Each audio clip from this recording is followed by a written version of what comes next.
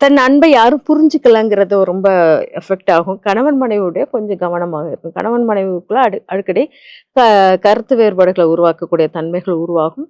அதனால அடிக்கடி வெளியில தப்பிக்கிற மாரி ஒரு ஆக்டிட்யூட் பண்ணுவாங்க. கணவன் மனைவி.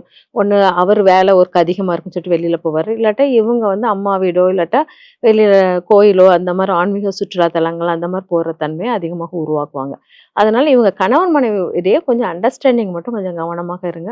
மத்தபடி இவங்க வந்து ரொம்ப அக்கறை, கேரிங்னால நெறைய அஃபெக்ட் அதாவது நெறைய அவங்க குடுக்குற கேரிங்க யாரும் எடுத்துக்கிறாத மாரியும், இல்லாட்டா அந்த கேரிங்க்கு யாருமே அவங்கள வந்து அ நல்லா அப்ரிசியேட் பண்ற மாரியும் இருக்காது. இருக்காதே அப்படிங்கிற மாரி. அதனால அவங்க ரொம்ப அது வந்து அவங்களுக்கு ரொம்ப அஃபெக்ட் ஆகும்.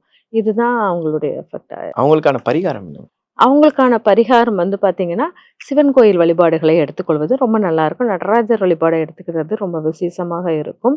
அதுக்கப்புறம் பார்த்தீங்கன்னா, இவங்க வந்து இன்னொன்னு வந்து இந்த ஐயப்பன் வழிபாடு நடைபயணம் மேற்கொள்பவர்களுக்கு கூப்பிட்டு வச்சு விருந்து சாப்பாடு போடுறது ரொம்ப சிறப்பாக இருக்கும்.